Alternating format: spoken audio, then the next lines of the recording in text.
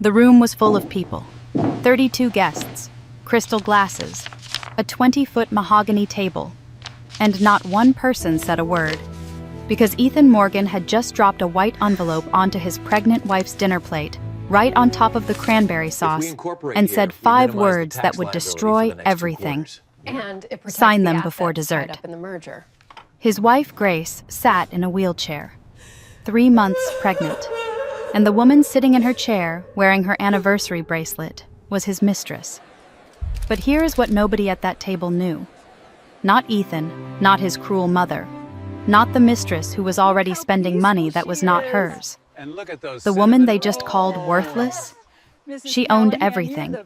Every chair they sat in, every glass they drank from, every dollar in the company that kept them all rich. She just did not know it yet, and by the time she found out, her father's grave had already whispered the secret. Someone she trusted had already sold her out, and the one witness who could save her was already dead. This is the story of how a husband divorced his disabled pregnant wife at a family dinner, and she canceled their $950 million deal. But it is also a story about something bigger. It is about the moment a woman stops believing the lie that she is not enough. Because strength was never about standing up. It was about refusing to stay down. Lesson and value. Every quiet woman who has ever been told she is too broken to matter needs to hear this. Your silence is not weakness. Your patience is not surrender. And the people who underestimate you have already made their biggest mistake. This story will remind you that truth does not expire, that the ones who love us protect us even after they are gone, and that the most powerful thing a woman can do is decide that she deserves better. Hello, family. Welcome back. And if this is your first time here, you are in the right place. Before we begin, I have one small request.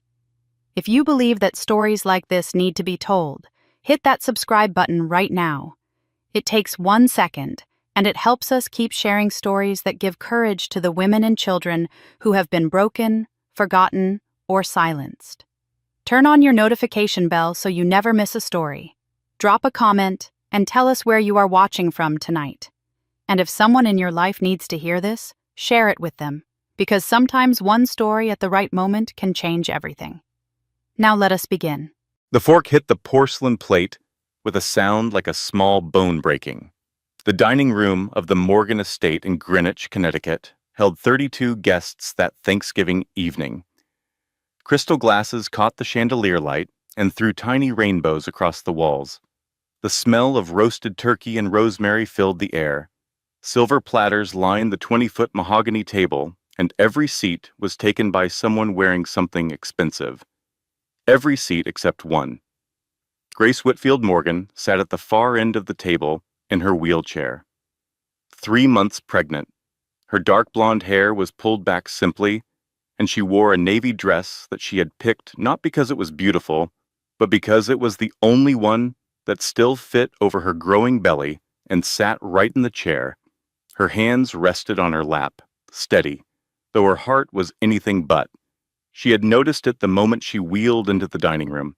Her usual seat beside Ethan, the one with the armrest removed so her wheelchair could slide in close, was occupied.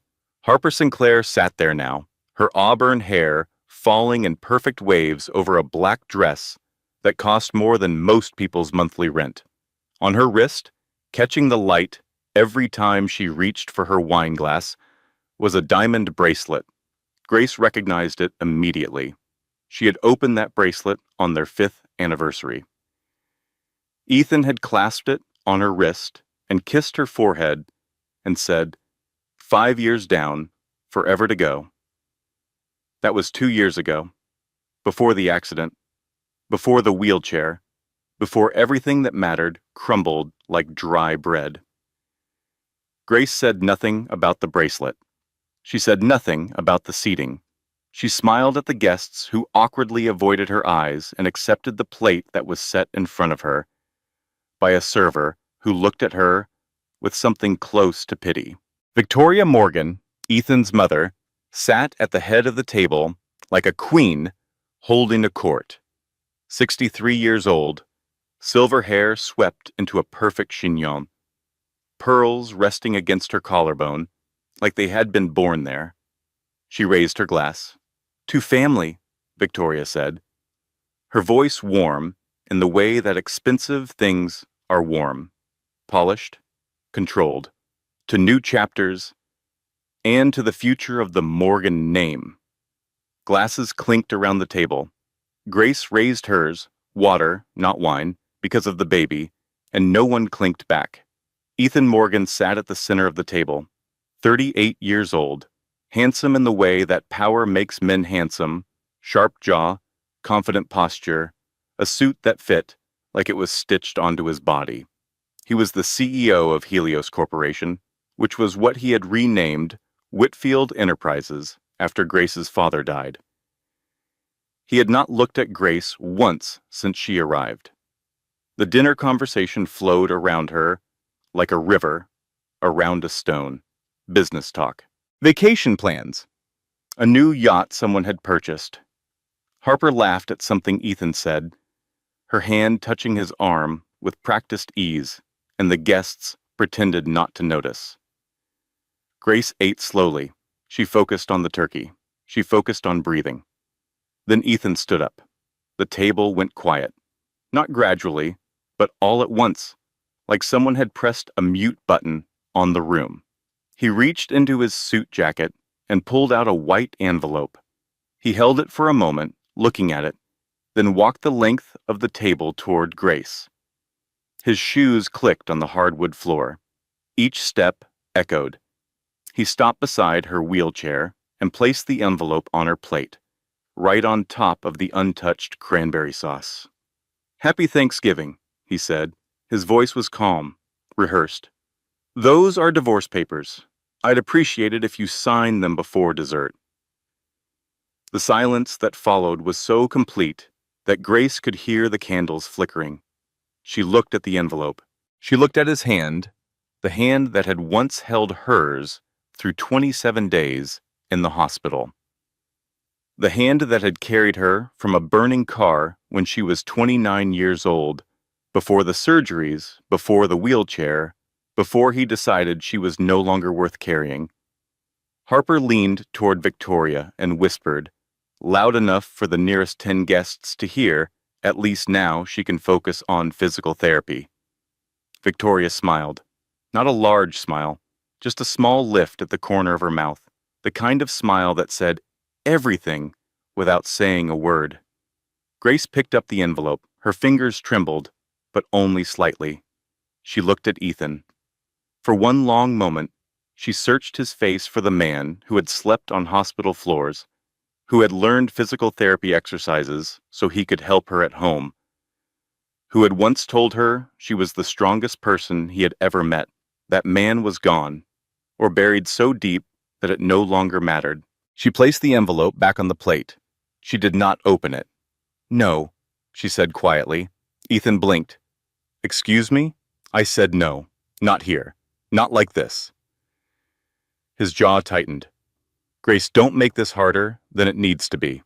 She looked past him to the 30 faces watching her. Not one of them had spoken. Not one had said, "This is wrong." Not one had pushed back their chair or set down their fork or done anything at all except watch. Like this was entertainment. She placed her hands on the wheels of her chair. "You are all very comfortable," she said, her voice steady but low.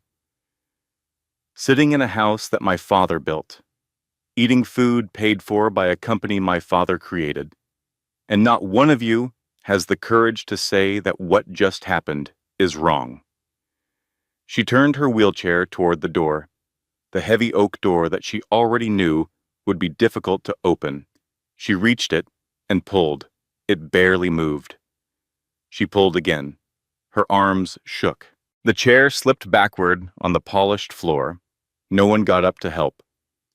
On the third pull, the door opened enough for her to squeeze through. The November air hit her face like a slap.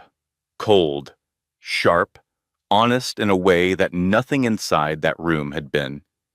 She wheeled herself down the ramp that Ethan had installed 2 years ago, when he still cared, and stopped in the driveway. The gravel was uneven under her wheels. The sky was dark and starless. She pulled out her phone and called Lily. No answer. She sat there for 5 minutes. 10, 20.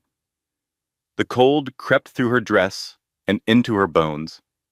Her baby moved inside her, a tiny flutter, and she pressed her hand against her belly. She scrolled through her contacts, found a number she had not deleted, her mother's old cell phone, disconnected for 5 years. She pressed call. The automated message played. The number you have reached is no longer in service. She held the phone to her ear anyway. Mom, she whispered into the dead line, I do not know what to do. 40 minutes later, headlights swept across the driveway. Lily Brennan's old Subaru crunched over the gravel and stopped. Lily jumped out, her coat buttoned wrong, her hair still wet from the shower she had clearly been in when she finally saw the missed calls. She did not ask what happened. She saw Grace's face and understood. She knelt beside the wheelchair, wrapped her arms around her best friend, and held her while the warmth from the house, where no one had helped, spilled uselessly into the night. The apartment above Rosemary's Bakery on Elm Street in Bridgeport was small, 1 bedroom, a kitchen with a window that stuck, a bathroom where the hot water took 4 minutes to arrive, and a living room barely large enough for Grace's wheelchair to turn around in. It smelled like cinnamon. That was because of Mrs. Callahan, the 70-year-old owner of the bakery downstairs, who appeared at Grace's door every morning at 7:30 with a paper bag of fresh cinnamon rolls and advice that nobody had asked for. Honey, Mrs. Callahan said, on Grace's 3rd morning there, placing the bag on the kitchen counter and looking around the sparse apartment with the expression of someone inspecting a crime scene. You know what the best revenge is? Grace, who had barely slept, looked up from her coffee. I really do not want to hear that it is living well. An excellent credit score, Mrs. Callahan said firmly. A man can take your house, your car, your dignity, but he cannot take an 800 credit score. That is yours. She patted Grace's hand, left the cinnamon rolls, and disappeared downstairs. The bell on the bakery door jingled behind her. Grace almost smiled. Almost. The first week was the hardest. Not because of the apartment, which was fine. Not because of the money, which was tight but manageable. The hardest part was the silence. After 7 years of living in the Morgan estate, with its echoing hallways and constant noise of staff and visitors, and Ethan's voice on the phone, the quiet of that 1-bedroom apartment felt like being buried alive. She did not watch the news. Lily had warned her not to. But on the 4th night, she made the mistake of checking her phone, and there it was. The headline on every gossip site and tabloid feed in the state. Billionaire CEO Ethan Morgan files for divorce from disabled wife at family dinner. The comments were worse than the headline. Some called Ethan heartless. But others, far too many others, said things like, she probably trapped him with the pregnancy. And, can you blame him? He is building an empire. He needs a partner, not a patient. She put the phone face down on the table and did not pick it up again for 2 days. Lily came every evening after her kindergarten class let out.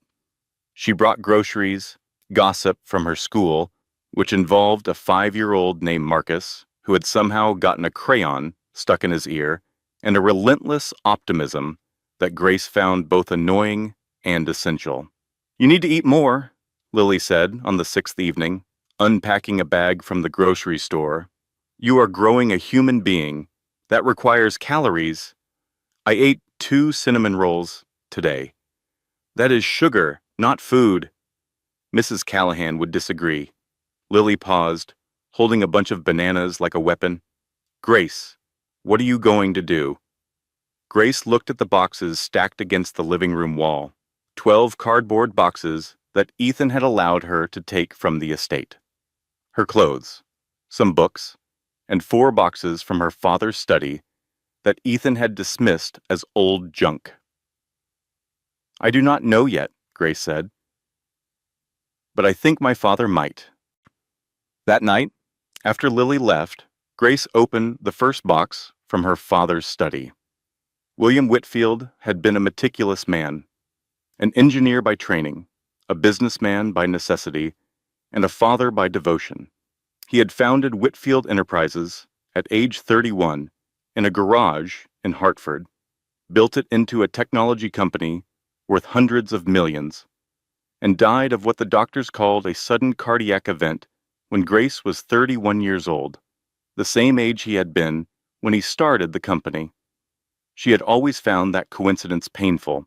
The box contained old files, tax returns, engineering sketches, a photograph of her father standing in front of the original Whitfield Enterprises sign, grinning like a man who had just gotten away with something wonderful.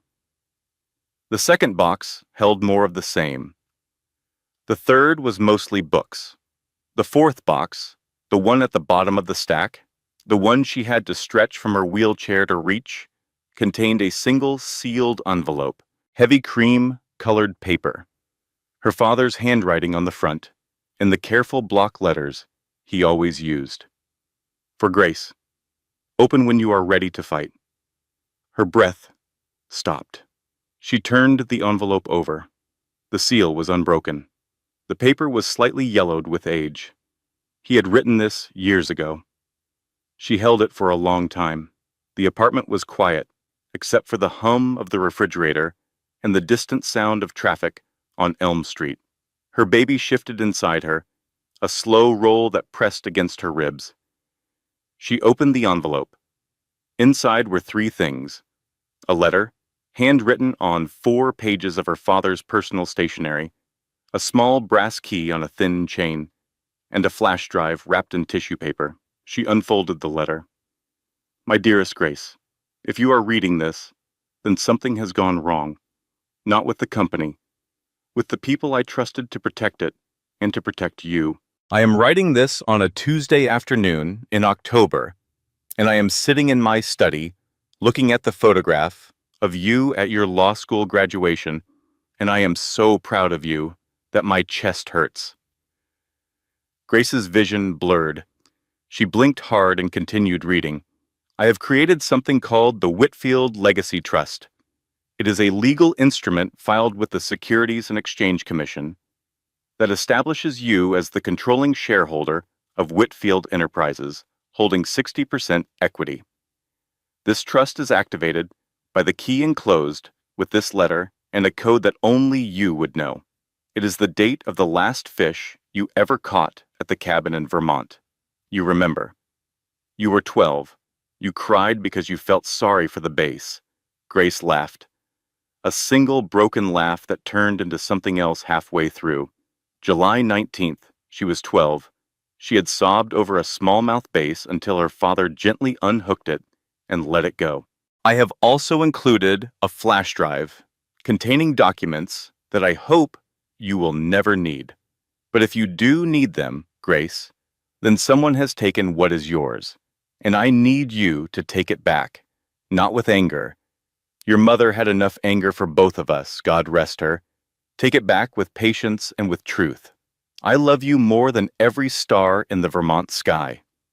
Dad." She read the letter 3 times, then she picked up her phone and called a number she had not dialed in 3 years. It rang twice. "David Calloway," said a gravelly voice, the voice of her father's oldest friend, his attorney, his fishing partner, and the only man at William Whitfield's funeral who had looked at Ethan Morgan and did not smile. "David," Grace said. "It is Grace." A long pause. Then, quietly, with the warmth of a man who had been waiting. "Took you long enough, kid. I have been keeping that bourbon warm for 3 years." David Calloway's office was located above a hardware store on Main Street in Westport. The building was old, the stairs were narrow, and there was no elevator.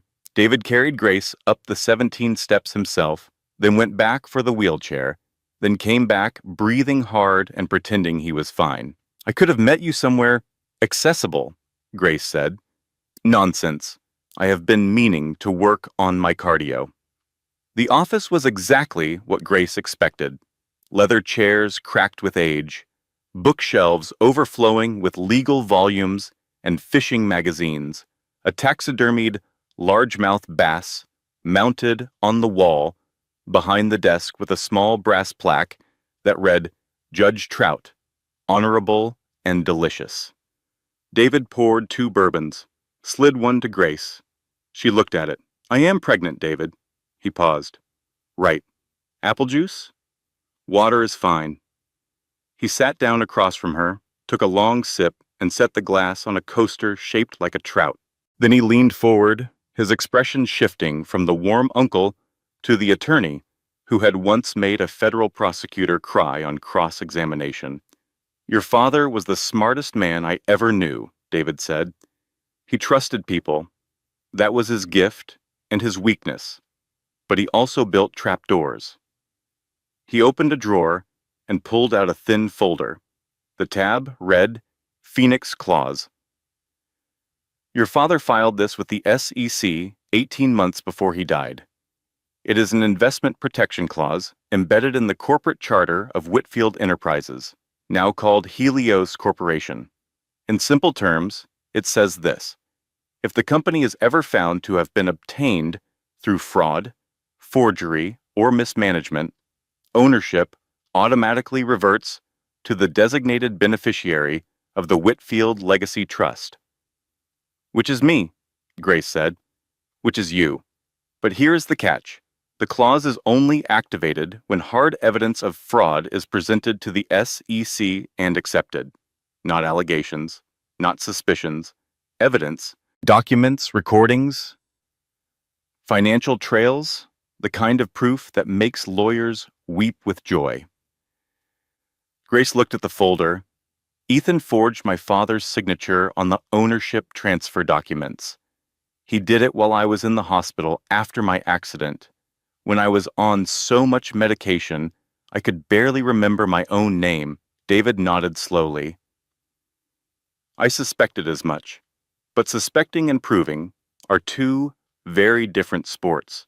We need a forensic accountant, someone who can trace the money, find the forgeries, and build a case that not even Ethan's army of lawyers can tear apart." "Do you know someone?" David leaned back. "I know a kid. He is strange, brilliant, but strange." Noah Prescott arrived 40 minutes later, 31 years old, wrinkled button-down shirt, rectangular glasses slightly crooked on his nose. He was eating cereal from a plastic container with a spoon, and he had brought his golden retriever, a big, dopey animal who immediately lay down on David's rug and fell asleep. "This is Spreadsheet," Noah said, gesturing at the dog. "He comes everywhere." David looked at the dog, then at Noah, then at Grace. "I said he was strange." Noah set down his cereal and opened his laptop. His demeanor changed instantly. The awkward cereal-eating dog owner vanished, replaced by someone whose eyes moved across numbers the way a pianist's fingers move across keys. "I worked at Helios for 2 years, Noah said, in the finance division. I quit 13 months ago because I found anomalies in the corporate accounts that my supervisors told me to ignore. $47 million routed through 6 shell companies over 18 months. All the transfers were authorized by electronic signature." "Whose signature?" Grace asked. Noah turned the laptop toward her. On the screen was a digital authorization form. At the bottom, in clean electronic text, was a name: Harper Sinclair, Chief Financial Officer. "His mistress," Grace said quietly. "She is more than that," Noah said. "She is the one moving the money. Ethan is the face, but Harper is the engine. Every offshore account, every dummy corporation, every laundered dollar goes through her. David whistled low. So the mistress is also the embezzler. That is efficient. Grace stared at the screen. Can you prove all of this? Not just the transfers, but the forgeries, the original ownership documents, the stolen signatures. Noah closed his laptop and looked at her directly. I can trace every dollar that has moved through Helios in the last 5 years. Every forged document leaves a digital fingerprint. But I need access to the original files, and those are locked in the Helios corporate archives. One step at a time, David said. First, we file the trust documents with the SEC and establish Grace's legal claim. For one afternoon, everything felt possible. Grace, Lily, David, and Noah sat in that cramped office above the hardware store, eating Chinese takeout from paper containers and talking strategy. David opened the good bourbon. Lily accidentally knocked over her lo mein and spreadsheet, ate it off the floor before anyone could stop him. Noah explained the shell company structure using a napkin and a pen, comparing it to a chain of McDonald's restaurants that did not actually sell hamburgers, but instead shipped the money to the Cayman Islands. David stared at him. I suddenly understand hedge funds. Grace laughed. A real laugh. The first one in weeks. Then Lily's phone rang. Or rather, it did not ring. It dialed. She had sat on it, and the screen showed an active call to a contact labeled, "Do not answer. This is Ethan." Everyone froze. Lily grabbed the phone. The call had been active for 11 seconds. She could hear Ethan's voice, faint and confused, saying, "Hello? Who is this?" Lily panicked. She looked at Grace, looked at David, looked at Noah, and then she put the phone to her ear and said, in the worst fake voice any of them had ever heard, "Good evening, sir. Are you interested in our premium goat yoga membership package? First month free with a referral." Silence on the other end. Then Ethan said, "What?" and hung up. The room was quiet for 3 seconds. Then David said, very slowly, "Goat yoga." Lily's face was crimson. It was the first thing that came to my mind. Noah looked genuinely interested. Is goat yoga real? Because Spreadsheet would love that. Grace pressed her hand against her belly, her shoulders shaking. If we survive this, she said through tears of laughter, I am buying you an actual goat. It was a good moment, a warm moment, the kind of moment that makes you believe things will work out. Those moments never last. The headline appeared at 6:42 in the morning. Pregnant ex-wife's billion-dollar shakedown. Is Grace Morgan running a con? Grace saw it on her phone before her feet, or rather her wheels, had even made it to the kitchen. The article was on every major tabloid site, every gossip feed, every social media platform that thrived on other people's pain. It quoted anonymous sources close to the Morgan family and painted a picture of Grace as a manipulative, gold-digging woman who had faked her disability severity and deliberately gotten pregnant to trap a billionaire husband into a massive settlement. The article included photographs. Grace at the Thanksgiving dinner, taken from someone's phone, her face mid-expression, mouth slightly open, looking confused, which the caption described as calculating. A photo of her apartment building described as modest lodgings chosen for sympathy optics.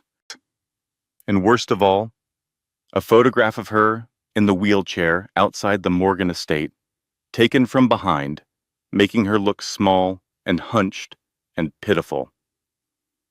That last photo had been taken the night of the dinner. Someone at that table had photographed her in her worst moment and sold it. Lily called at 7:15. Do not read the comments. I already read the comments. Grace, someone said I should be grateful any man married me at all. Someone else said the baby probably is not even his. and 14 people suggested I was faking the wheelchair. I am coming over. Lily, you have school. The kindergartners can wait. Marcus will just stick another crayon somewhere. I am coming. But before Lily arrived, Grace's phone rang again. This time it was her obstetrician's office. The receptionist's voice was strained, apologetic. Mrs. Morgan, Dr. Reeves wanted me to let you know that she has received several press inquiries regarding your pregnancy. She has declined to comment, of course, but she felt you should know. They were calling her doctor. They were trying to get her medical provider to confirm or deny her pregnancy on the record. Grace hung up and sat very still in her kitchen. The cinnamon roll Mrs. Callahan had left that morning sat untouched on the counter. Outside, a car drove slowly past the bakery, and she saw the glint of a camera's lens through the passenger window. They were here. Over the next 72 hours, the campaign escalated. A second article appeared, this one in a more reputable outlet, quoting legal experts, who suggested Grace's claim to the Whitfield Trust was potentially fraudulent. A television segment ran on an evening entertainment show featuring a panel of commentators debating whether Grace was brave or delusional. Harper Sinclair was behind all of it. Grace was certain, but certainty was not proof. Then came the betrayal that broke her. Grace had hired a paralegal named Jessica Torres 3 weeks earlier, through David's recommendation. Jessica was 26, eager, smart, and had been helping organize the trust documents for the SEC filing. Grace had trusted her, had confided in her, had shown her the flash drive, the letter, the Phoenix clause, everything. On a Thursday evening, David called. His voice was different, flat, careful. Grace, I need to tell you something, and I need you to stay calm. What happened? Jessica sold copies of your trust documents to Victoria Morgan. We do not know exactly when, but Victoria's lawyers filed an emergency motion this morning claiming the documents are potentially forged. The judge has frozen the SEC filing pending review. The phone felt heavy in Grace's hand. How much did they pay her? Grace asked. $50,000. $50,000. That was the price of Grace's trust. That was the price of her father's legacy. A woman she had mentored and confided in had sold her out for the cost of a mid-range car. She did not scream. She did not throw anything. She simply ended the call, wheeled herself to the window, and pulled the curtains shut. When Lily arrived an hour later, the apartment was dark. Grace sat in the center of the living room, not crying. Worse than crying, hollow, like someone had reached inside her and scooped out everything that kept her upright. Grace, Lily said softly, kneeling beside the wheelchair. I had everything in my hands, Grace said. Everything my father left me, everything I needed, and they took it in one day. So we start again. I cannot. Her voice cracked. Look at me, Lily. I cannot walk. I cannot fight billion-dollar lawyers. I am sitting in a one-bedroom apartment eating cinnamon rolls from a 70-year-old woman who thinks revenge is an excellent credit score. And maybe she is right. Maybe that is the only kind of fight I am built for. Lily sat on the floor beside her. She did not argue. She did not give a pep talk. She just sat there, in the dark, in the quiet, and let Grace be broken for a while. After a long time, Lily said, My therapist once told me something. You do not have to see the whole staircase. You just have to take the next step. Grace wiped her eyes with the back of her hand. If you quote your therapist one more time, she is very expensive. Someone should get their money's worth. Grace almost laughed. Almost. And almost was enough. Because sometimes the next step is not forward. Sometimes it is just deciding not to quit. And that night, in that dark apartment, with her best friend sitting on the floor beside her and her baby turning slowly inside her, Grace made one small decision. She would not disappear. Noah called at 2 in the morning. Grace had learned that Noah operated on a schedule that bore no resemblance to normal human behavior. He slept from 6 to 10 in the morning, ate breakfast at noon, and did his best work between midnight and 4 a.m. while Spreadsheet snored at his feet and a playlist of ocean sounds played from a speaker shaped like a whale. "I found something," he said. "You need to see this." Grace wheeled herself to the kitchen table where her laptop sat. She opened the video call. Noah's face appeared, lit blue by his screens, his glasses reflecting lines of code and financial data. Behind him, Spreadsheet was asleep on a beanbag chair. "I have been going through the flash drive your father left," Noah said. "The main files are the trust documents and the financial records we already know about. But there was a hidden partition, encrypted. It took me 3 nights to crack it. What was inside?" Noah's expression changed. The usual, slightly detached, cereal-eating demeanor was gone. He looked shaken. "A toxicology report. Ordered by your father 6 weeks before he died. He sent his own blood samples to an independent laboratory under a fake name. The results show elevated levels of a compound called thallium sulfate. It is a slow-acting poison. Odorless, tasteless. Administered over weeks, it mimics the symptoms of heart disease." The kitchen was very quiet. "Grace," Noah said carefully, "your father did not die of a heart attack. He was poisoned, and he knew it." She did not speak for a long time. The refrigerator hummed. A car passed on the street below. Her baby moved, a small kick against her ribs, and she pressed her hand flat against her belly. "There is more," Noah said. "Attached to the toxicology report is a second letter. I am sending it to you now." Her laptop chimed. She opened the file. Her father's handwriting filled the screen, smaller this time, more urgent. "Grace, if you are reading this, then the worst has happened, and I could not stop it. I do not know who is doing this to me, but I know it is someone close. The symptoms started 8 weeks ago. Fatigue, confusion, pain in my hands and feet. Dr. Harrison said it was stress. I do not believe him. I sent my blood to a private lab. The results confirmed what I feared. Someone in my own house is killing me slowly, and they think I do not know. I have hidden everything you will need. I could not save myself, sweetheart. So I saved everything you will need to save yourself. Be patient, be smart, and when you strike, do not miss. I love you, Dad." Grace read the letter once. Then she closed the laptop, wheeled herself to the bathroom, and was sick. She sat on the cold tile floor, afterward, her back against the bathtub, her hand on her belly, and she cried. Not the controlled, dignified tears she had shed at the dinner, not the hollow emptiness of the smear campaign. This was grief, raw, deep, and savage.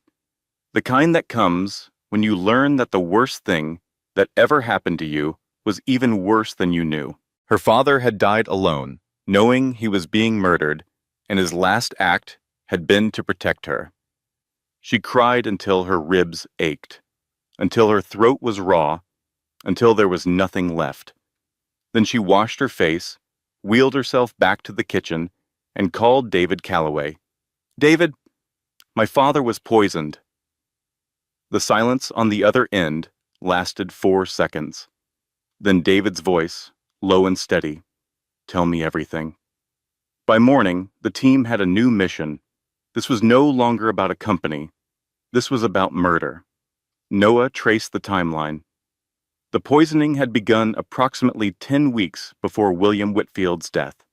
During that same period, William had been seeing a new doctor, a man named Martin Hale, who had been recommended by a family friend. Dr. Hale had prescribed William a daily vitamin supplement, a special compound that he mixed himself at his private office. "Who recommended Dr. Hale?" Grace asked. Noah pulled up an email from the Helios corporate server, recovered from a backup that Ethan's team had failed to fully delete. The email was from Victoria Morgan to William Whitfield, dated 14 months before his death. "William dear, I have found the most wonderful physician, Dr. Martin Hale. He specializes in executive wellness. I have taken the liberty of scheduling an appointment for you. You work too hard, and we all worry." Grace read the email 3 times. "She recommended the doctor," Grace said. "My mother-in-law recommended the man who poisoned my father." David's face was grim. "We do not have enough yet to prove she ordered it. We need a direct connection between Victoria and Hale. A payment, a communication, something." "What about Elias Hart?" Lily asked. Everyone turned to her. "He was your father's head of security for 15 years. He disappeared right after the funeral. If anyone saw something, it would be him." Grace remembered Elias, a tall, quiet man with kind eyes who used to sneak her peppermints during board meetings when she was a child. He had stood at the back of her father's funeral, alone, and had left before anyone could speak to him. "Can you find him?" Grace asked Noah. Noah cracked his knuckles. "I found 47 million in hidden assets. I can find one retired security guard." It took Noah 4 days. Elias Hart was living in a small rental house in New London, working as a night security guard at a storage facility.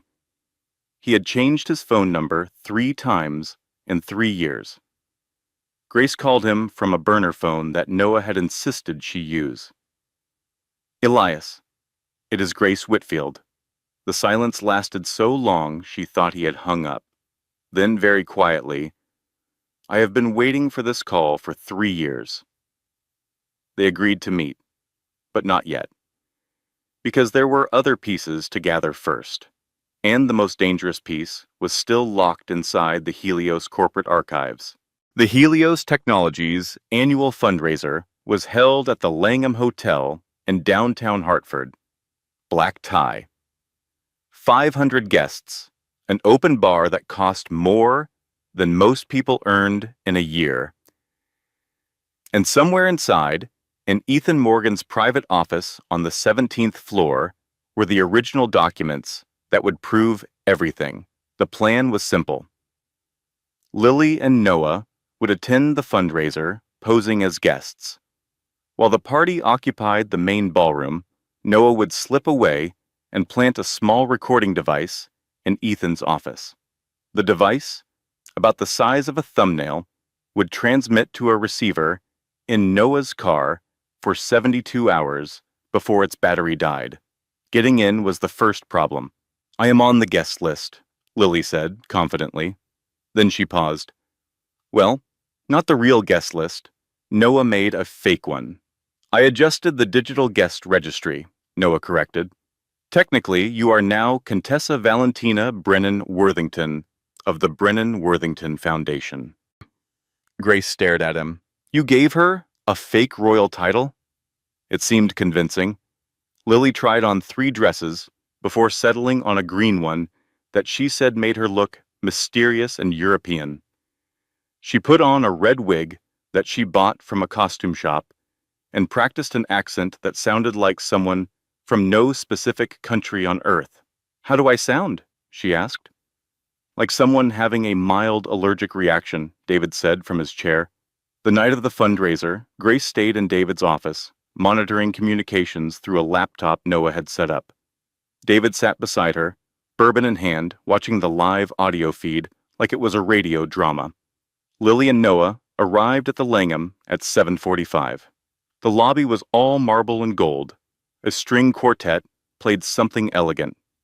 Waiters in white gloves carried trays of champagne. A woman at the registration desk smiled at Lily. "Good evening. Name, please?" Lily drew herself up to her full 5 feet 4 inches. "Contessa Valentina Brennan Worthington," she said in an accent that had somehow migrated from Italian to Scottish mid-sentence. "Of the Brennan Worthington Foundation." The woman checked the list, smiled. Of course. Welcome, Contessa. In David's office, Grace covered her mouth. David shook his head slowly. Noah followed behind Lily. He wore a dark suit that did not quite fit, and an expression that suggested he would rather be anywhere else on Earth. When the registration woman asked his name, he froze. I am... He glanced at Lily, then at the list, then back at the woman. Noah, spreadsheet. Lily closed her eyes. Noah spreadsheet, the woman repeated. That is... a family name, Scandinavian. The woman looked doubtful, but let him through. In David's office, David poured himself another bourbon. This is the worst covert operation in the history of espionage. But somehow, impossibly, it worked. While Lily distracted a group of investors with a rambling story about her fictional foundation's work with endangered alpine butterflies, Noah slipped into the service elevator, rode to the 17th floor, and planted the device behind a picture frame in Ethan's office. He was back in the ballroom in 11 minutes. The recordings over the next 3 days captured everything. Ethan and Harper discussing the offshore accounts in explicit detail, Harper reviewing the forged ownership documents, and laughing about how easy it had been, and one conversation that changed everything. Harper speaking to Ethan late at night, her voice low and confident. You know, once this merger closes, you do not actually need the CEO title anymore. I have been thinking about a restructuring. Ethan. What kind of restructuring? Harper. The kind where I run things, officially. Ethan. You are joking. Harper. I never joke about power, Ethan. You brought me in for my brain, remember? Not just my other qualities. A long silence. Then Ethan, we will discuss this later. Harper, we will, and you will agree, because I have copies of everything you have ever signed, including the things that were not exactly legal. Grace listened to that recording 3 times. She is not just his mistress, she said. She is positioning herself to take over. She does not love him. She never did. David nodded. That makes her more dangerous than Ethan. A man driven by ego is predictable. A woman driven by ambition is a chess player. Then we need to be playing a different game entirely, Grace said. They had the recordings. They had the financial trails. They had the toxicology report. Now they needed the last piece. Elias Hart's testimony in the original ledger, the physical book her father had kept in the Helios archives, documenting every transaction, every meeting, every decision. The book that Ethan thought he had buried. Grace picked up the burner phone. Elias? It is time. They met in a park in New London on a bench overlooking the Thames River. Not the famous one, the Connecticut one, which was smaller and less romantic, but served the purpose of being public enough to feel safe and quiet, enough to speak freely. Elias Hart looked like a man who had been carrying a secret for so long that it had worn grooves into his face. His hair was gray now. His hands were steady, but his eyes were not. I was with your father the night he died, Elias said. He did not look at Grace. He looked at the water. I had been his head of security for 15 years. I drove him home every night. I knew his schedule better than my own. What happened? He called me that afternoon, said he needed to talk, said he had discovered something about the company, about Ethan, and about his own health. He sounded scared, Grace. Your father was never scared. The wind came off the water and pulled at Grace's hair. She pulled her coat tighter around her belly. We met at his office at 8 p.m. He showed me the toxicology report. He said someone was poisoning him, and he believed it was connected to the financial irregularities he had found. He was going to confront Ethan the next morning. But he never made it to the next morning, Grace said. Elias shook his head. He collapsed at home that night. By the time the ambulance arrived, he was gone. The hospital ruled it cardiac arrest. But Grace, I saw your father at 8 p.m., and he was alert, strong, angry. Men who are about to die of heart failure do not pace around an office shouting about financial fraud. Why did you not say anything? Elias finally looked at her. His eyes were red. Because 2 days after the funeral, Victoria Morgan came to see me. She sat in my living room, drank my coffee, and told me that if I ever spoke about that night, she would make sure my daughter lost her nursing license and my son lost his scholarship. She had documents, forged probably, but convincing enough. So she threatened your children, and I chose my children over your father's memory. I am sorry, Grace. I have been sorry every day for 3 years. Grace sat with that for a moment. The anger was there, hot and sharp, but beneath it was something else, understanding, because she knew what it meant to choose love over justice. She had done it herself for years. Can you testify? She asked. Yes, I will testify. I will tell them everything. It will be dangerous. He looked at the water again. Your father saved my life once. Did he ever tell you that? A warehouse fire at the Hartford plant in 2004. Everyone ran out. Your father ran in, pulled me out by my jacket, singed his own eyebrows off. A ghost of a smile. He looked ridiculous, but he did not hesitate. Grace smiled. He never told me that. He would not. That was who he was. They agreed that Elias would provide a sworn statement to David Calloway and testify before the SEEC when the time came. In exchange, David would ensure legal protection for his children. Grace left the park feeling something she had not felt in weeks. Hope. It lasted 6 days. On a Tuesday evening, Noah called Grace with the second piece of good news she had been waiting for. He had compiled every piece of digital evidence into a single encrypted file. The offshore accounts, the forged signatures, the recordings from Ethan's office, the toxicology report, everything. It is done, Noah said. This is enough to take them all down, every last one of them.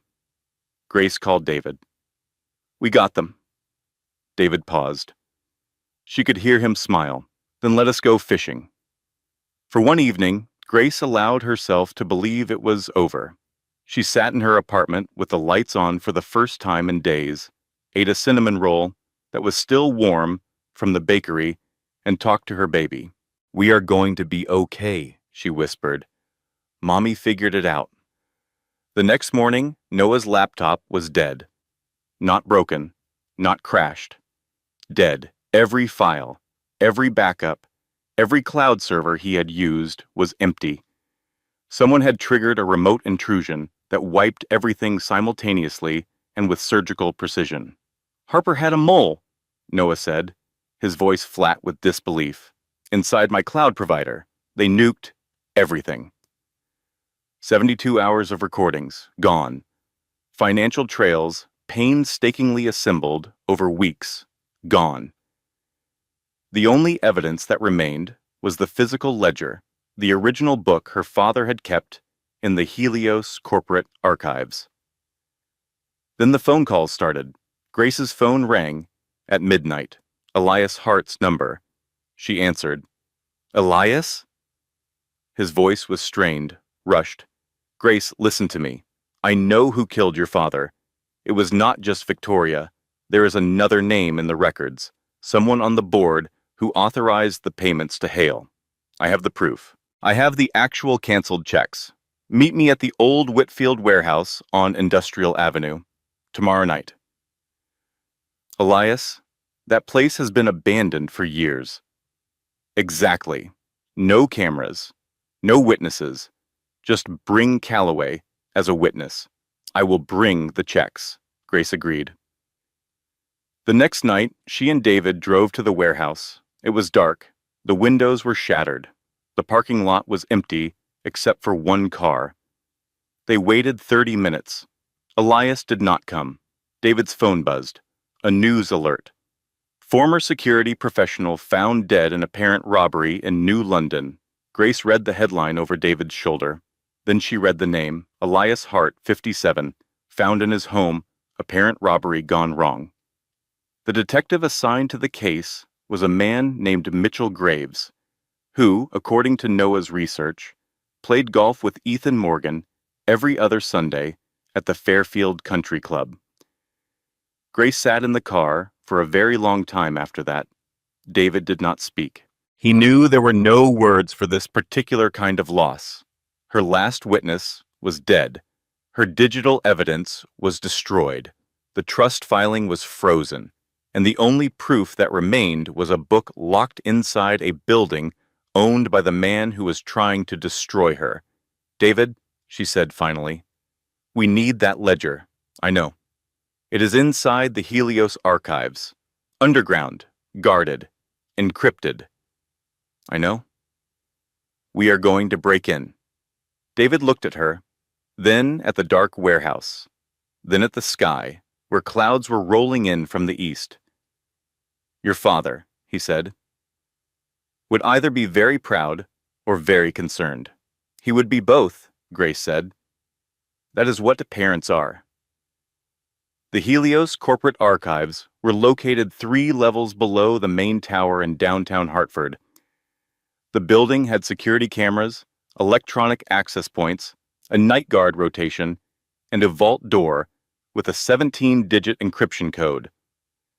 Noah had designed the security system. I built it 2 years ago, he said, sitting in David's office at 1 a.m, spreadsheet asleep on his feet. I know every camera angle, every blind spot, every code rotation. The system resets at 1:15 a.m. We have a 12-minute window. Grace looked at Lily. You do not have to come. Lily was already putting on her coat. You could not stop me with a court order. They entered the building through a service entrance at 12:50 a.m. Noah disabled the cameras along a specific corridor using a remote override he had built into the system as a personal failsafe. I always leave myself a back door, he explained. It is a programmer thing. The hallways below the Helios Tower were cold and dim. Emergency lights painted everything in muted red. Grace's wheelchair hummed softly as she rolled forward, the sound magnified by the concrete walls. They reached the vault door at 1:12 a.m. Noah's fingers flew across the keypad. The lock clicked. The door hissed and swung open. Inside were rows of metal filing cabinets, sealed boxes, and data drives marked with the Helios logo. The air was dry and cold, the temperature controlled to preserve the documents. Grace scanned the room, her eyes locked on a cabinet in the back corner, labeled Legacy Accounts. Lily pulled the drawer open. Inside lay a single, leather-bound book, heavy and old-fashioned, embossed with a faint gold W on the cover. Not M for Morgan. W for Whitfield. Grace took it. Her hands trembled as she opened the first page. Her father's handwriting, the same meticulous block letters from his letter, filled the pages. Account numbers, dates, names, every forged signature, every redirected payment, every stolen cent, documented with the precision of an engineer who knew he was running out of time. This is it, Grace whispered. This is everything. Noah was already scanning pages with a portable device. 5 minutes, he said. I need 5 minutes to get everything. Then the lights went out. Total darkness.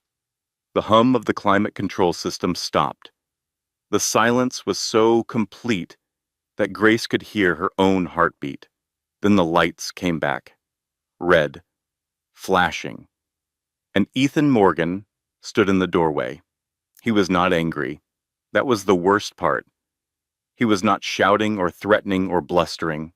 He stood in the doorway in a dark coat, hands in his pockets, and he looked tired. Genuinely, deeply tired. "I really wished you had not found that," he said quietly. Grace held the ledger against her chest. "This belongs to me." "It belongs to a dead man, Grace, and dead men do not run companies." "No, but their daughters do." Ethan studied her for a long moment. Something moved across his face. Not cruelty, but memory. The ghost of the man he used to be, looking at the woman he used to love. "You know, I cannot let you leave with that," he said. "And you know, I will never stop trying." The security team arrived within minutes. 2 men in dark uniforms escorted Grace, Lily, and Noah out of the building. The ledger was confiscated. Noah's scanning device was taken. They were released at the curb with a warning about trespassing. The parking garage was empty, cold. The fluorescent lights buzzed and flickered. Grace sat in her wheelchair in that garage, and the wall she had built around herself cracked wide open. She cried. Not quietly, not with dignity. She sobbed, deep and ugly and broken, her hand on her belly and her forehead pressed against the arm of her chair. Everything she had worked for, every risk she had taken, every small piece of hope she had gathered, was gone. "I am sorry, baby," she whispered to her unborn child. "Mommy tried." Lily knelt beside her. Noah stood a few feet away, spreadsheet pressing his warm body against Grace's legs, sensing the grief. Nobody spoke. There was nothing to say. The drive home was silent. Grace stared out the window at the passing streetlights and thought about giving up. Not in an abstract way, in a specific, practical way. She thought about the settlement Ethan had offered, the apartment, the monthly payments, a quiet life, no more fighting. The baby kicked, hard, right against her palm, and Grace heard her father's voice, not really, but in the way you hear the people you love when you need them most. Do not miss. She closed her eyes, opened them. "David," she said, "where did my father go when he wanted to hide something important?" David glanced at her in the rearview mirror. "You mean aside from his office? Somewhere personal. Somewhere only family would know." David was quiet for a moment. Then slowly he smiled. "The cabin," he said. "The fishing cabin in Vermont." The cabin sat on 4 acres of wooded land near Stowe, Vermont.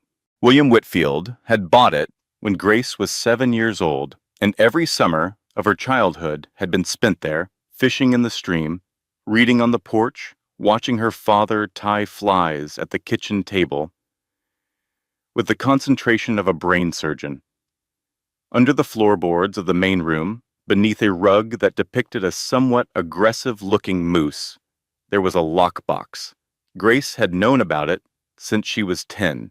Her father had shown her, pressing a finger to his lips. "This is for the really important stuff," he had said.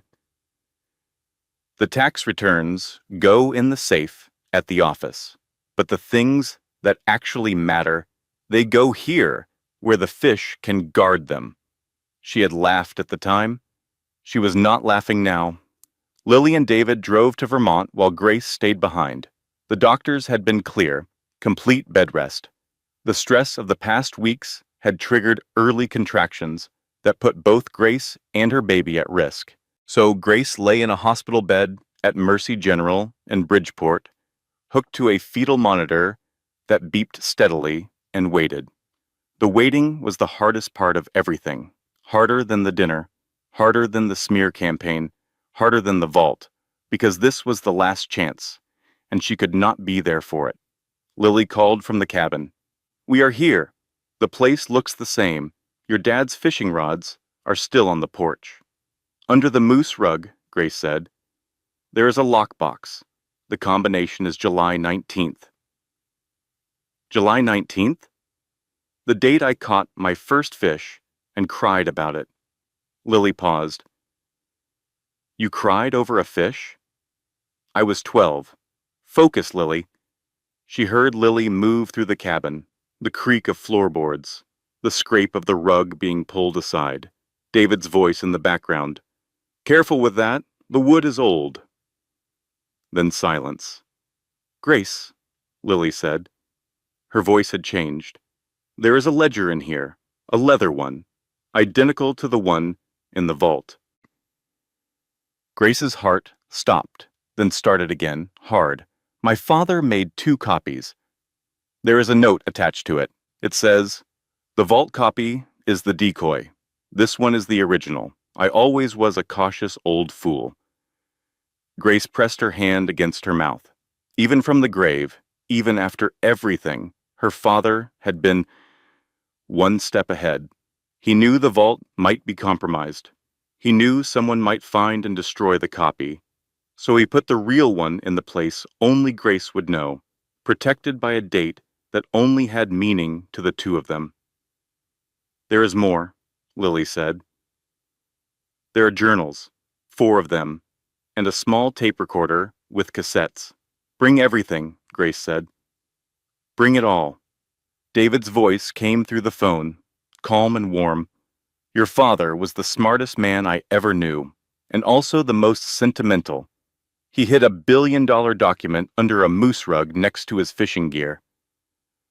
Grace laughed through her tears. That is exactly who he was. The ledger was everything. Every financial record, every forged signature, every date, every account, every name.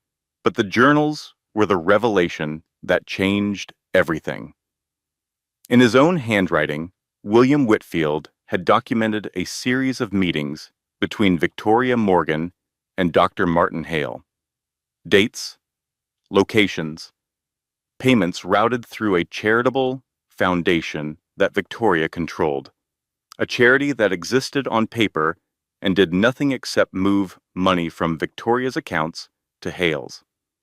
And in the final journal, dated 1 week before his death, William had written, "If I die suddenly, look at who benefits. Follow the pearls." Follow the pearls, Victoria's signature accessory. The pearls she wore to every dinner, every meeting, every occasion. The pearls she wore while her husband's best friend's daughter was humiliated at Thanksgiving dinner. But it was the tape recordings that delivered the final blow. William, suspecting his time was short, had hidden a small recorder in his study. One cassette captured a conversation between Victoria and Dr. Hale. Victoria's voice, clear and unmistakable. How much longer? Hale. Another 2 weeks at most. The dosage is calibrated. It will present as cardiac failure. Victoria. Good. Make it look natural. My son's future depends on it. Grace listened to that recording in her hospital bed, the fetal monitor beeping beside her, and felt something she had not felt since the night of the dinner. Not anger, not grief, certainty. She knew what she had to do, and she knew exactly when to do it. The Helios Technologies annual shareholder gala was in 3 days, 500 guests, every board member, every major investor, every reporter who covered Wall Street. And on stage, in front of all of them, Ethan Morgan was scheduled to sign the $950 million merger that would cement his control over the company forever. Grace picked up her phone. David, I need you to get me into that gala. Grace, you are in a hospital bed. I know. Get me a nice dress, something in black, and make sure the audio-visual team at the Langham knows how to play a cassette tape. David was quiet for a moment. Then, your father would either be very proud or very concerned right now. He would be both, Grace said. That is what parents are. The ballroom of the Langham Hotel was decorated in silver and white. Ice sculptures, crystal centerpieces, a string orchestra playing something by Vivaldi, 500 guests in black tie and evening gowns, drinking champagne that cost $60 a glass. At the front of the room, a stage held a long table with documents, pens, and microphones. A banner behind it read, Helios Corporation, the future of innovation, $950 million strategic partnership. Ethan Morgan stood at the center of it all. Black tuxedo, perfect hair, the smile of a man who believed he had won. Beside him, Harper Sinclair in a scarlet gown, her hand resting on his arm like she owned him. Because in many ways she did. Victoria Morgan sat in the front row, pearls gleaming, watching her son with the satisfied expression of a woman whose plans had all come together. The signing was scheduled for 9 p.m.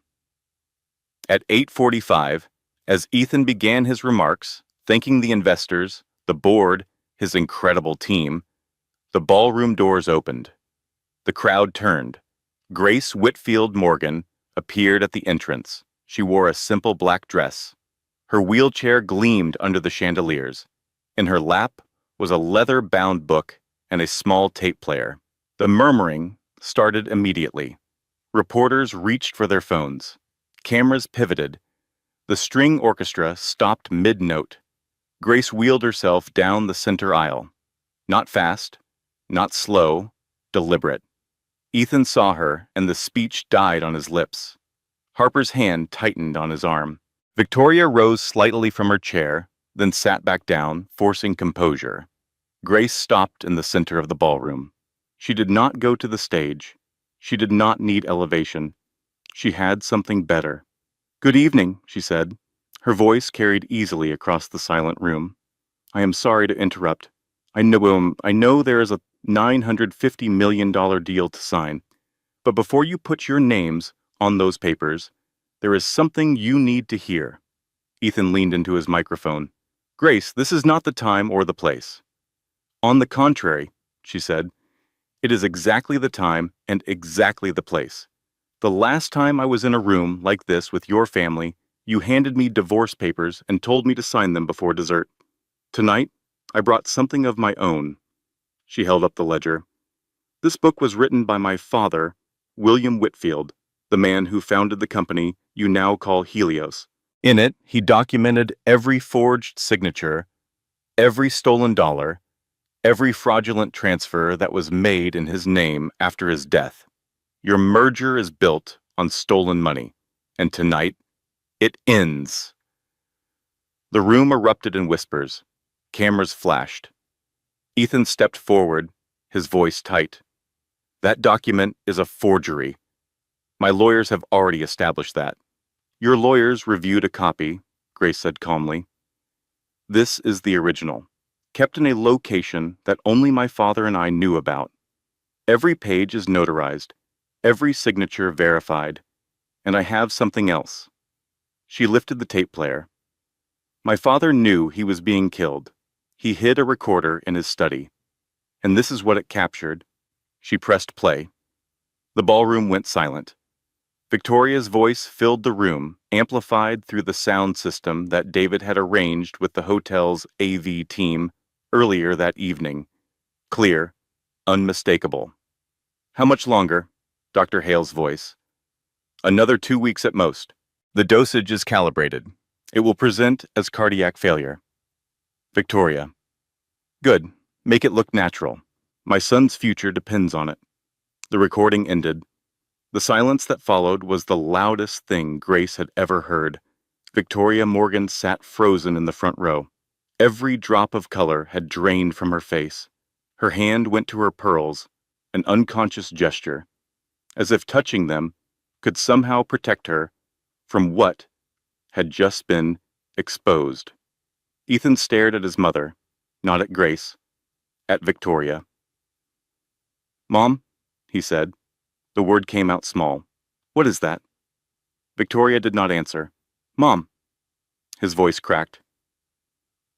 "Tell me that is not real." The silence was its own answer. Ethan's hand gripped the edge of the podium. The confident CEO, the man who had handed divorce papers to his pregnant wife at Thanksgiving dinner, the man who had called her dead weight, looked like a child who had just learned that the person he trusted most in the world was a stranger. "You killed him," Ethan whispered. "You killed her father." Victoria's lips moved, but no sound came out. Grace watched this moment and felt something she did not expect. Not triumph, not satisfaction, sadness. Because Ethan, for all his cruelty and ambition and failure, had genuinely not known. He had stolen a company and betrayed a wife, but he had not murdered a man. His mother had done that. And in this moment, watching his world shatter, Grace saw the man he might have been if Victoria had not shaped him into what he became. It did not excuse him, but it explained him, and sometimes understanding is its own kind of release. Harper Sinclair stepped away from Ethan. Physically, visibly, the cameras caught it, her hand dropping from his arm, her body shifting toward the microphone at the edge of the stage, the opportunist calculating her next move. And then Harper did exactly what an opportunist does. She spoke into the microphone, her voice clear and steady. I want to state for the record that I have been aware of financial irregularities within Helios Corporation for some time. I have maintained private documentation of these irregularities as a safeguard. I am prepared to cooperate fully with any investigation. The crowd gasped. Ethan turned to her, disbelief flooding his face. Harper, what are you doing? She looked at him with an expression that contained no love, no loyalty, and no apology. Surviving. You are part of all of it. Every transfer, every forged document. Your signature is on those accounts. And your mother's voice is on that tape. I think we both know who has the bigger problem tonight, Ethan.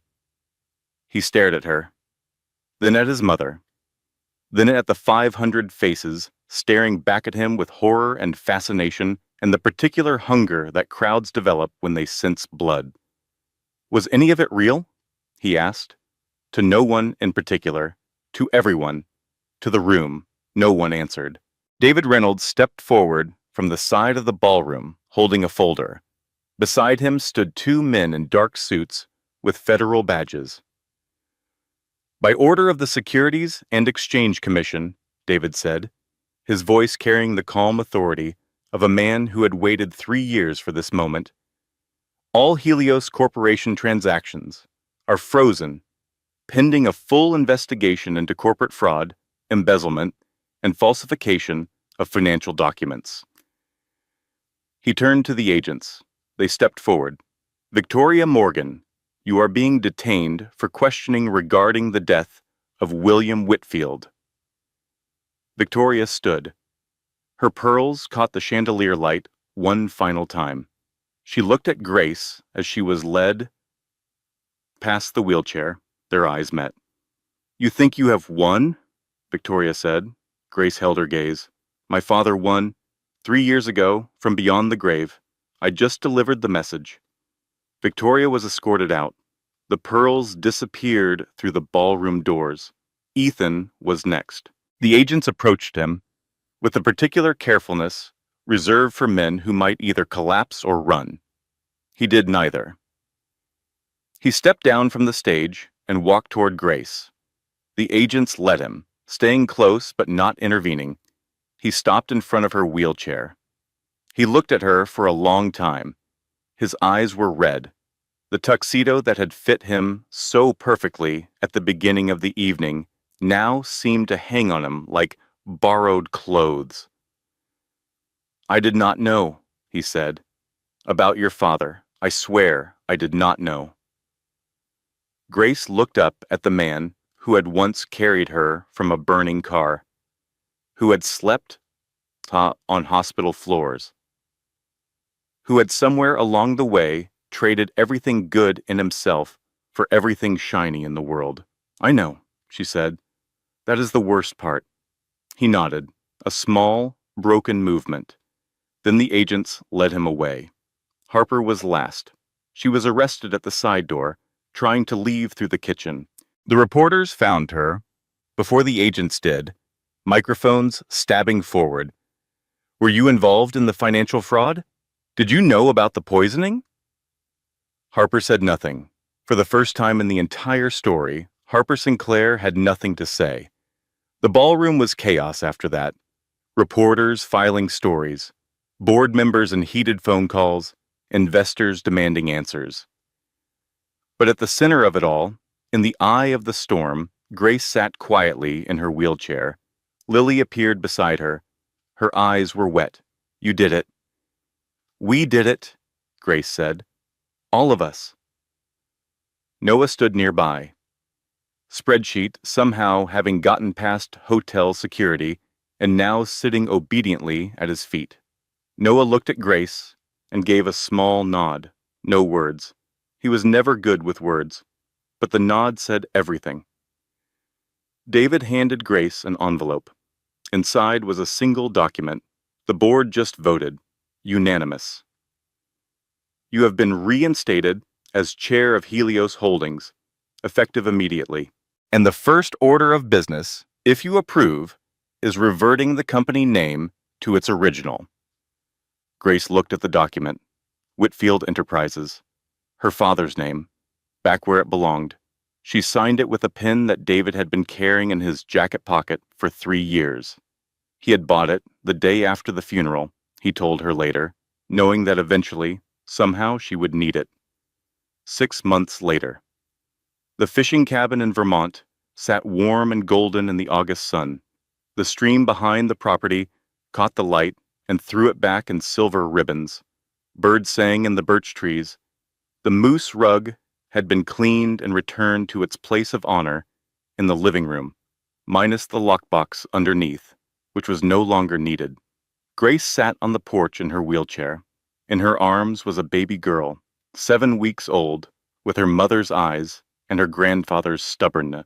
She had been born in June, healthy and loud, and had spent her first weeks being spoiled relentlessly by everyone within a 50-mile radius. Inside the cabin, Lily was in the kitchen, attempting pancakes. Smoke was involved. "I followed the recipe exactly," Lily called out through the window.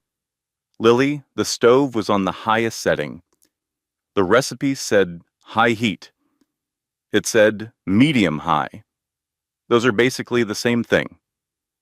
David sat in an Adirondack chair on the porch, bourbon in hand, despite it being 10:30 in the morning, reading the newspaper. He looked over his glasses at Grace. "You know," he said, "your father made terrible pancakes too. It must be a requirement for people in this cabin." Noah was on the lawn, throwing a tennis ball for Spreadsheet, who retrieved it with the enthusiasm of a dog who believed every throw was the greatest event in the history of the world. Mrs. Callahan had driven up from Bridgeport that morning. She emerged from the cabin carrying a tray. "I brought cinnamon rolls," she announced, "because clearly someone needs to provide actual food." Lily's voice from the kitchen. "I heard that." "You were meant to, dear." Grace looked down at her daughter. The baby was asleep. Her tiny hand curled around Grace's finger. The sunlight fell across both of them, warm and unhurried. She thought about the night in the driveway, when she had called her mother's disconnected number and whispered for help that could not come. She thought about the dark apartment and the hollow feeling that had swallowed her whole. She thought about the parking garage. The worst cry of her life, and the words she had whispered to her unborn child. "I am sorry, baby. Mommy tried." She was not sorry anymore. Mommy had not just tried. Mommy had finished it. "Your grandfather built something incredible," she said softly to her sleeping daughter, "and one day I will tell you the whole story. How he was brave and careful and loved us more than anything. How he hid the most important thing in the world under a moose rug. How a woman named Lily once convinced an entire room of wealthy people that she was an Italian Contessa. How a man named Noah named his dog after a spreadsheet. And how your mommy learned that the people who tell you that you are nothing are usually the ones who need you the most." The baby stirred, stretched, settled. David raised his bourbon glass toward the sky. "To William," he said quietly. Grace smiled. "To Dad." The sunlight shifted, the stream sang, Spreadsheet barked joyfully at a butterfly, and somewhere inside the cabin, Lily set off the smoke alarm for the second time, followed by Mrs. Callahan's voice saying, "Step away from the stove, dear. Step away." Grace laughed. Real, full, free. The kind of laugh that comes from a woman who lost everything and built it back. Not with vengeance, but with truth. Not alone, but with people who loved her. And not standing but sitting in a wheelchair, with her baby in her arms and cinnamon rolls on the table, and a summer morning that asked nothing of her except to breathe. They called her broken. They called her worthless. They called her dead weight. But here she was, whole, powerful, home. And the name on the company, the name on the cabin, the name she whispered to her daughter like a lullaby and a promise, was Whitfield. Always Whitfield, always. Closing disclaimer. This content was carefully researched, developed, and manually edited by our team to deliver meaningful stories with real-life lessons and emotional value. While the characters and events are fictional, the themes of courage, resilience, and justice are universal. Every word was crafted with intention, not generated carelessly, but built with purpose. To remind you that even in the darkest chapters, your story is not over. Thank you for watching until the end. We will see you in the next one.